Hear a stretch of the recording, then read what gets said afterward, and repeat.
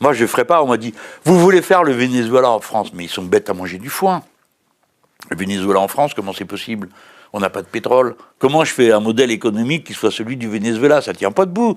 J'ai jamais voulu faire ça, mais je me suis inspiré de ce qu'ils faisaient. Oui, beaucoup. Sur la méthode politique, essentiellement, pas sur l'économie. Parce qu'en vérité, si on entrait dans les détails, j'aurais avec eux des divergences. Mais je ne peux pas me permettre de faire ça. Si je commence à dire que j'ai des divergences, on ne va plus parler que de ça.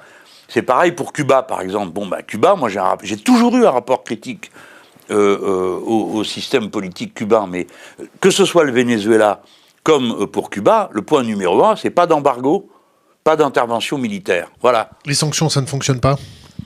Ah ben si, ça fonctionne. Les sanctions, mais ça fonctionne très bien. Ça fout une merde pas croyable. Ça désorganise toute l'économie. Ça fonctionne très bien. Et c'est les peuples qui morflent. Mais le peuple vénézuélien, comme le peuple cubain, il faudra aller le débusquer rue par rue. Parce que là, Guaido et compagnie, là, qui ont fait les clowns depuis 2 mois en poussant tout le monde à je ne sais quoi, à faire un coup d'État. Parce que c'est ça qu'il a essayé d'organiser. Ce type sort de son pays, va chez le voisin, appelle l'intervention militaire d'un autre pays, fait une comédie avec une espèce de convoi humanitaire à qui lui-même fout le feu pour monter la provocation. Il rentre au Venezuela, personne ne lui demande rien. Il n'y a même pas une amende pour dire propos excessifs, tu vois, comme en France on ferait un jure public. Ça existe, hein. Rien, que dalle. Il rentre, il sort un autre qui est en résidence surveillée, qui est un vrai facho, qui a personnellement attaqué l'ambassade de Cuba à Caracas, qui a personnellement jeté des cocktails Molotov, que nous trouvons délicieux ici, quand ils sont jetés là-bas. Hein. Quand c'est ici, c'est une autre paire de manches. Donc tous ces gens qui ont mis le paquet avec l'aide de 50 pays du monde, dont le président Macron, qui ont reconnu un putschiste comme chef de l'État autoproclamé, ils l'ont reconnu. Et où ils en sont aujourd'hui? Hein? Où ils en sont? Où est l'insurrection militaire et populaire? L'autre jour, il y avait plus de journalistes que d'opposants devant les casernes. Ils ont perdu. Pourquoi? Parce que le peuple n'est pas d'accord. Alors, le peuple n'est pas content de ce qu'il vit, ça c'est sûr. Hein. Je les connais, les Vénézuéliens, en plus.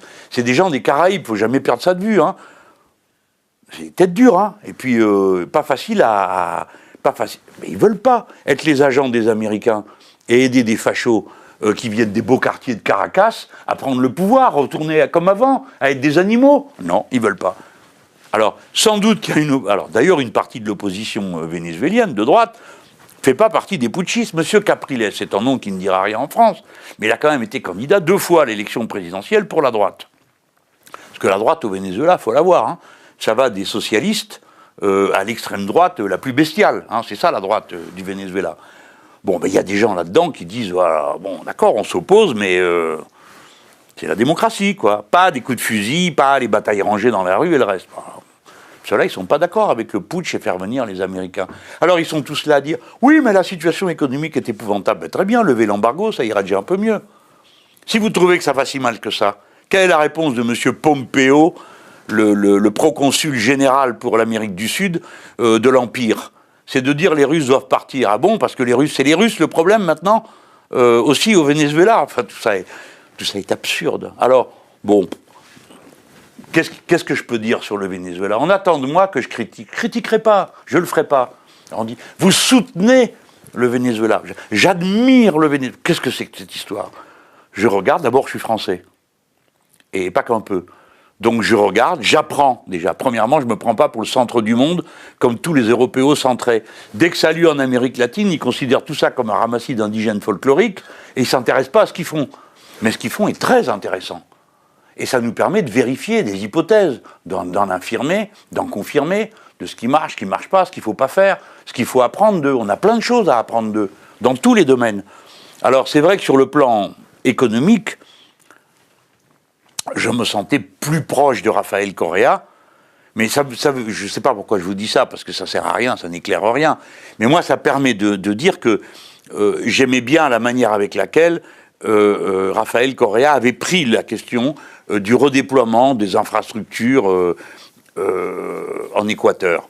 Bon, j'ai trouvé plus brouillonne la méthode vénézuélienne. Mais je ne suis pas assez connaisseur. Je m'interdis de dire il faut faire ci ou il faut faire ça. Ce que je peux dire, c'est je ne serai pas d'accord avec l'intervention militaire, je ne suis pas d'accord avec les putschistes, et à choisir entre M. Guaido et M. Le président Nicolas Maduro, je suis plutôt pour M. Maduro. Ce qui ne veut pas dire que je le bénis, que je l'encense, que tout ce qu'il fait est génial. Mais d'abord, il est élu, quoi, enfin.